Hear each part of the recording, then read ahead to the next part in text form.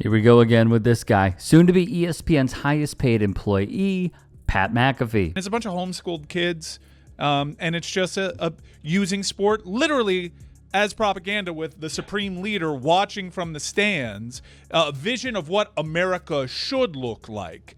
And it's hugely embarrassing. And straight up, if it were happening in another country... And I'm paying for this, you said? Yes, taxpayer dollars are going to this. If Millions. it were happening in another country, you'd say, that's so on the nose for Putin. Creating this whole thing just to justify and normalize his entire administration. And Pat McAfee is right there beside him, being a pawn, willing or unwilling. I think we're at the point where we need to stop underselling whether or not he's willing. Seems pretty damn willing.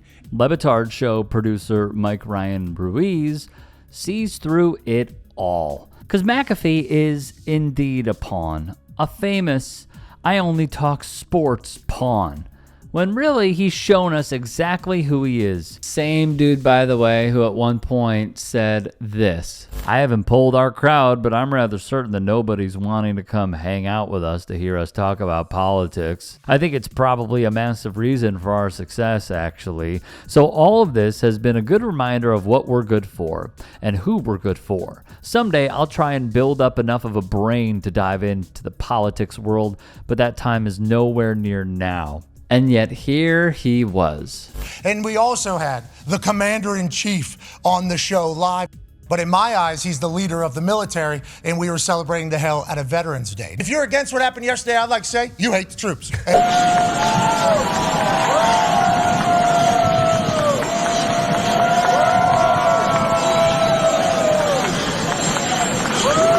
Over and over again, he states that his desire is always to keep politics out of what he does, sports. It is our honor, live from Paris Island, to say, ladies and gentlemen, joining us now for the first time ever, the 45th and 47th President of the United States of America, Donald J. Trump.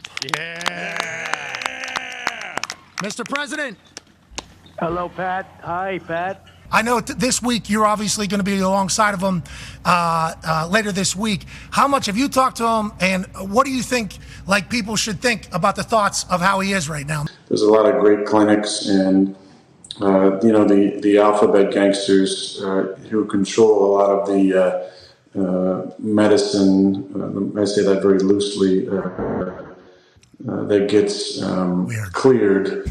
Aren't exactly on board with, giving a lot of clearance to some of the stuff. Nancy Armour would put in her piece for USA Today, which she wrote a while ago and still remains valid to this day. McAfee wants to do whatever he wants and do it however he wants, and he doesn't want to have to answer for any of it.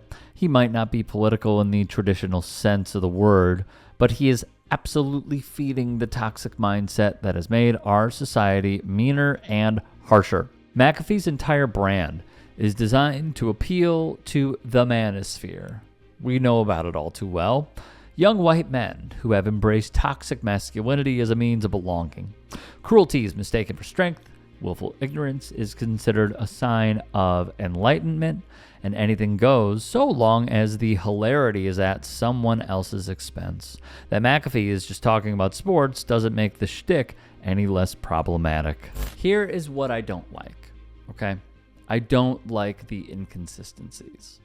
I don't like Pat McAfee basically saying that he is apolitical when he's not.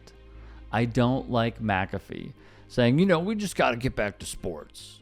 What we really care about is the sanctity of sports. What we really need is sports. We need less politics and more sports.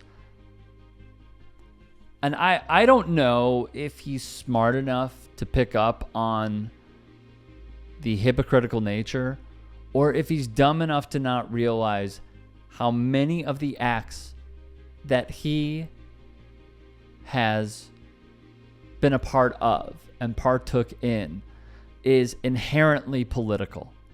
Walking out, no matter who it is, is political.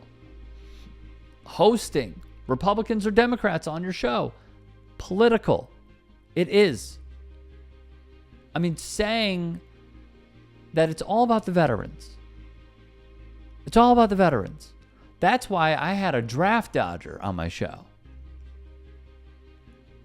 who, according to multiple sources, called dead soldiers suckers and losers, who said of the late Republican Senator John McCain of Arizona that he's not a war hero, he was captured. I like my war heroes to not be captured.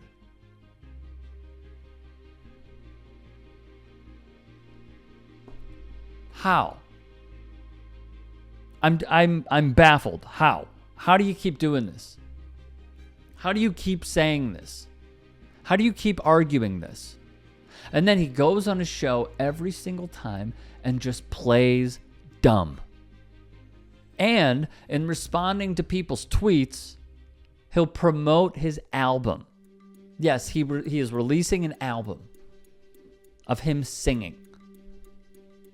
That's what he's doing.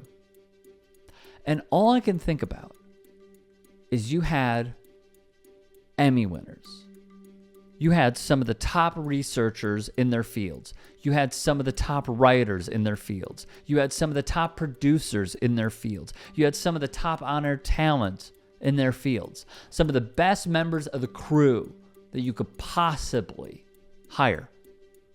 And what Disney and ESPN has decided to do was fire those people. They cut them from the roster in order to pay him $60 million a year. And you know what? Maybe for them it's worth it. Because as we know, mass media is so crowded at this point. Insanely crowded. The competition is fierce. We have seen so many different companies go under. We have seen companies downsize. And yet ESPN is hitching their wagon to Stephen A. Smith and Pat McAfee. We used to have Stuart Scott, Dan Patrick, Linda Cohn, John Saunders.